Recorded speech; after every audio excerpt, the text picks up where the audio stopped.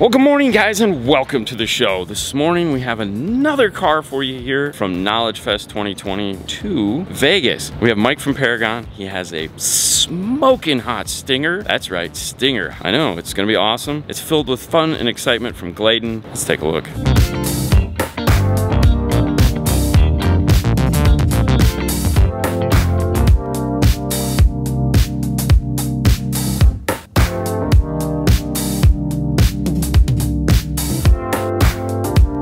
Well, good morning, Mike. Good morning, sir. How are you? I'm wonderful. How are you? Awesome, awesome. No complaints here. Another beautiful day here at Knowledge Fest Day 2 out here in Las Vegas, my hometown, which makes it a little easier for me to get around, and I have a good crowd here today, which is awesome. I should get your information because we have lots of people ask us who to talk to in Vegas. I'm Mike Rios from Paragon Sales and Marketing, born and raised in Southern California, and now reside here in Las Vegas. I have some really good high-end shops here in town. A shop that helped me build this vehicle, a fabricated LV, out here in Las Vegas. Andrew Evans, and a lot of people know him in the industry. He's a well-known guy. He's a great fabricator, great friend of mine. He's an enthusiast in cars just like we all are, so that's why we're here today. Let's take a look at this car, because a Stinger, it just isn't the car that you normally see. And yours is sexy. Here we have my 2018 Kia Stinger. It is my everyday driver, quote unquote.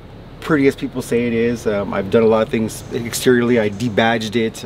I blacked out a couple things, but still keeping it as legal as I can. Lowered it, obviously. But in the trunk is where I live. I came from an installer background, 25 years in that part of the business. Love playing with my own car, and luckily enough, our rep firm has partnered up with some really nice brands. Gladen being one of them, Mosconi obviously. Gladen is not more of a bigger name out in the market, but the quality that you get out of the system and the speakers and just everything is phenomenal. What you see here is I have 4 amplifiers. We have our 4 subs. I usually like to demo this thing in reverse. I sit people in the car, give them a demo, let them hear it, then open it up, and they're mind blown that we have 6.5-inch subs in here that produce the bass it does. Did some really cool accents to make it look like it integrates really well. So we used a vinyl that matches the plastics in the vehicle. We sueded the headliner and added some suede inserts to actually show the suede that's tied into the vehicle, so it all blends well. Did some embossing on the top. Andrew over at Fabricated Las Vegas has beautiful CNC machines, so he has routers, lasers, 3D printers, all the cool stuff that I don't know how to control, but I'll help visionize. I talk about it and he goes and types away. So I say, hey, make a round, he makes a round. Make a square, he makes a square. Make a zigzag, he makes a zigzag. We're able to create what we have here. This piece in from a certain angle, you're able to look in, you see the Gladen name. It kind of gives it that image of, you see Gladen as the brand, right? So we're, as a rep, I want to make sure we have a brand. We're showing off everything that we do here. These are the Gladen 1 amplifiers, and they're probably not like what you usually see. Usually they're black. Being that I have Andrew over at Fabricated, we went with a laser bowl ABS plastic that's a brushed aluminum that usually matches kind of what the H12 looks like. And I want it to be a little more uniform, so what we did is we made amplifier faceplates. We used the Mosconi 1 logo, but I also put the model numbers in them because everybody's like, what is that? What's in there? What's in there? For branding purposes, for rep purposes, and obviously to display what we have going on. I want everybody to know, okay, that is a 100.6, that is a 1000.1, and then we can talk about what they're tied into. We also did some exclusive lighting that us at Paragon, we stock and sell. Does all the RGB colors, nice tracing. It's an underglow kit for the vehicle also. Randomly during the day, I'll change a different color just to get a different look.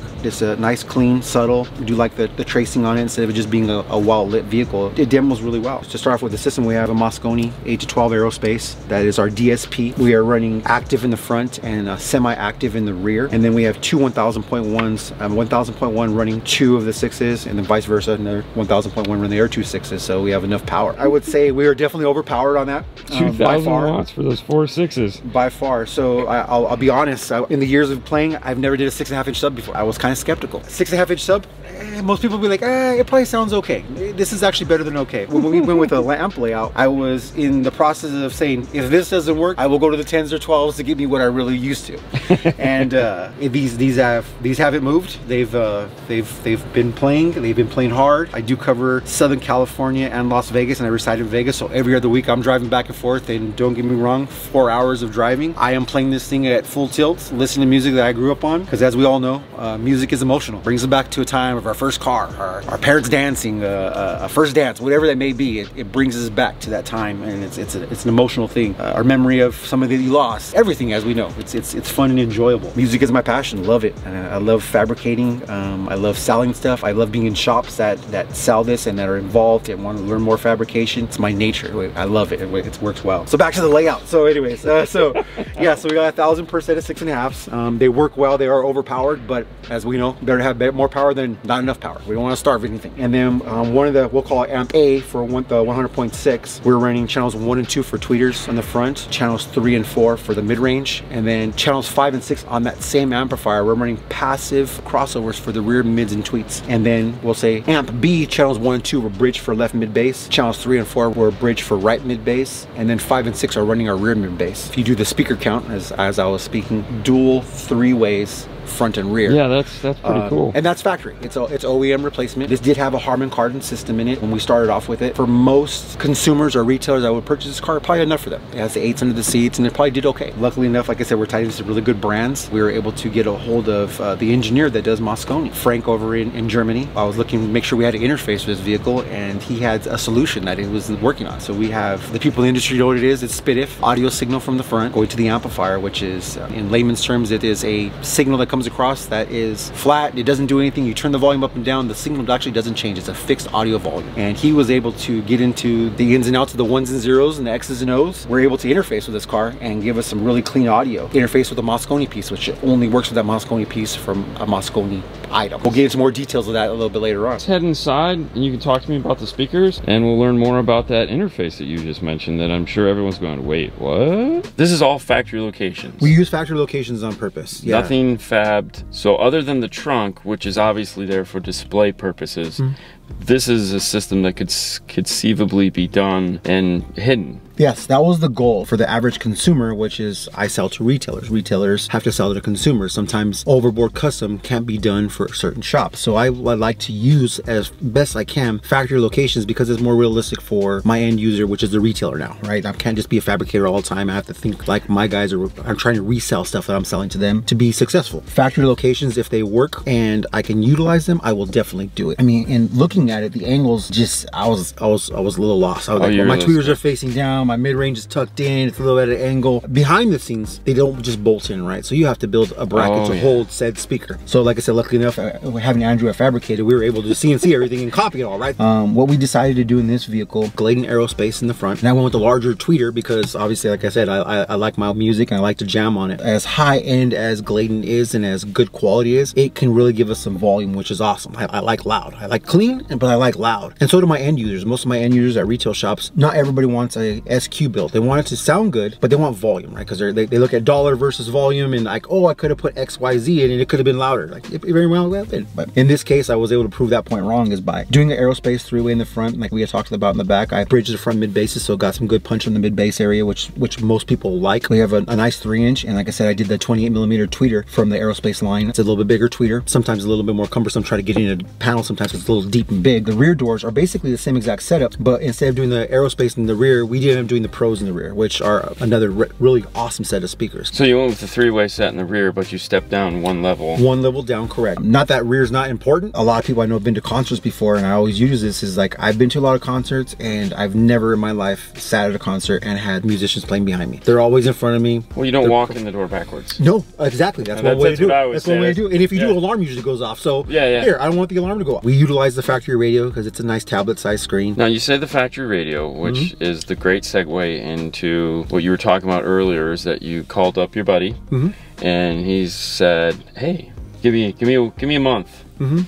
Led to this box here. Could you tell these guys a little bit about what that box is? So this box is a CAN interface, right? So this CAN interface is a RC CAN by Mosconi. As far as I was told and know of, I am the only person that has one in the stateside that has a working unit that actually is in a car. What it basically does is it takes CAN information and transfers it to technology that will literally plug into with Mosconi's cable directly into the 8 to 12 aerospace processors and some of the DSP amplifiers that Mosconi has. So this said piece takes information, we'll call it 1s and 0s, right? Does their jumble of talk that is way above my pay grade, right? That's why I call people like Frank to do this for me. We're able to take the signal and transfer it directly to my processor and give me fixed, good quality signal. So I'm able to reproduce that in the vehicle and get good quality sound in here. So this, to kind of make it sound a little bit more basic, is their version of an Amp Pro type device that is only designed to plug into the aerospace bass product DSP. 100%. After talking with him with that, and he gave us the audio portion of it, which was the key for me to give me some audio, not even thinking anything else, and we got to talking. And the other cool part is he was able to do his ones and zeros and give me some magic that talks to Mosconi. And usually, as most people have DSPs, we have some type of control, whether it's knobs or a display. Well, in this case, we're able to go to the factory audio setup on this vehicle, right? So the sound settings, we would click the sound settings. Q-Logic sound system gives us our 3 presets of EQ that Kia Harman Kardon has for theirs. Well, what he was able to do is be able to program it to say preset 1 is now preset 1 on my Mosconi DSP. Preset 2 is now preset 2 on my Mosconi DSP. So forth and so on. So I have 3 presets out of the 4 that Mosconi offers on either RTC knob or any of our displays that give us either just a knob or a full display. I'm able to use the factory integrated screen to do that off touch. A lot of these cars, as we know now, we're running out of space to put stuff, right? So where do I put a knob that looks good in a decent looking interior, right? Where do we put a display that looks like it's factory without just double sticking to the bottom of a dash or throwing it in a center console? Oh no, this is extremely cool. Yes, I mean, yes. This is awesome. So this gets into the tweakiness of me, right? So my installer nature came out real fast. I went from the rep of I need to demo a good sound to like, oh, what else can we do, right? So that enticed me to ask more questions, like what else can we do? And there are some other manufacturers out there that have some interfaces that when you do certain things, you're able to utilize certain controls on the units. I asked him, is there a way possibly that we can make the bass level do the subwoofer control? And he's like, oh yeah, by all means we can do that. So what he was able to do is we go back to the screen that goes into the bass, so tone, and now our bass bar is actually the gain or level control for 11 and 12, which is subwoofer out on the Mosconi DSP. So as I turn up the bass, it doesn't turn the bass in the whole system like we're used to. It's actually my bass knob. It's awesome, it's great, it keeps it factory for an end user, right? We've talked about it enough. On paper, this is an amazing system. Paper doesn't matter, so it's time to play some songs. So he and I are gonna listen to it for a little bit, listen to some of his playlist, and then of course we're gonna do a deep cut for you guys using some royalty-free music so that you guys can get a good listen to this and hear what the aerospace speakers sound like. Let's just listen. Only thing that's real.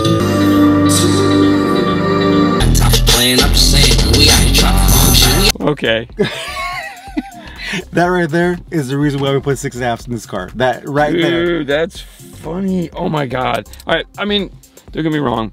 We've done truck boxes with 4 6.5s and boatloads of power and 4.8s, and we never get a chance to do them in these cars like this because it's just like, you know, it's just 2 12s, call it simple. That sounded awesome, and it was cool because I almost hate saying this because then we're gonna get a bunch of people coming in going, oh, tell me about the 4 6.5s. Fernando, we've run 1 6.5 porta box, we've run 1 8-inch. His favorite was always like the 1.8, but 4s, this is hammering. Oh my God. But what's really cool and I like about this is that sub to mid bass transition. It's and obviously a lot of people get confused on that because they're like, oh, is it up front bass, is it up front bass? It's like, no, we have 4 6s in the back for a reason. You know, we want this thing to we want a ton of bricks. I'm not worried about it sounding like a ton of bricks out on the hood. Correct. I want this thing to get down and boogie because like you said, this is a everyday driver. I want so like when we're doing the dire straits, that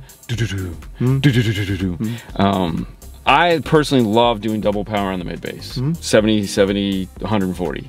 I think that really, yeah, when that just, that was cool. Yeah, so at the heart, I love bass. Oh, 100%. Who doesn't? Honestly, a lot of people, man, they're just like mids and highs. I'll call it what it is. Our age of where we're at right now, and that's why we got the audio in industry. Exactly. We heard people driving around their mini trucks banging bass, and that's that way. I only know one guy. I got one guy that is like, oh no, I got in it for mids and highs. That's Jeff Smith. Oh, well, understandable. Yeah, right. Yeah. Understandable. I pick a couple tracks on purpose to kind of give you we'll call it a little bit of bass here, and then the next episode a little bit more bass, and then obviously you're building up to it. Yeah, and then the E40, the expression that you have right there. It's funny that I actually run 2 cameras in here, which is one's supposed to be facing back, one's supposed to be facing front in the back of the car. Yeah. I actually have one facing the inside, and the way the camera system works, it works off impact, right? So when that bass note hits, you got lots of shot of smiley faces. The impression that we did for that reason is why I wanted to do where we did 6.5s, right? To get that, I had no idea, right? So yeah, pick a couple tracks that bring the bass a little more in. It's a little more in. It sounds good. That sounds like a 6.5, right? Let's get in to reality. No, I mean, let's be fair. I knew this was gonna drop. Okay. There was no way you weren't gonna let it do that. No. Because it's not what we do. No, it's not what we do. Let's take a listen to some tracks that are a little bit longer so that you guys can get a feel for what I just got a feel for.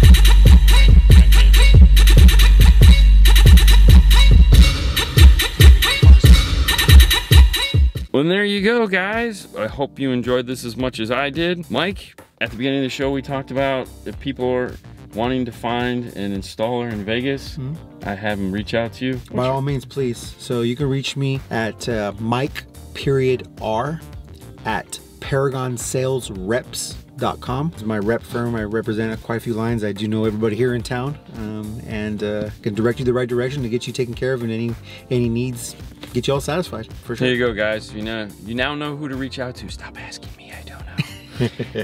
Thank you so much for spending some time with us today and letting us get to listen to this. It looks awesome. It sounds great. That's all we can hope for. That's what we're here for. Hey guys, thank you so much for watching as always. You have a wonderful night and we'll see you later next time. Bye. Have a good one.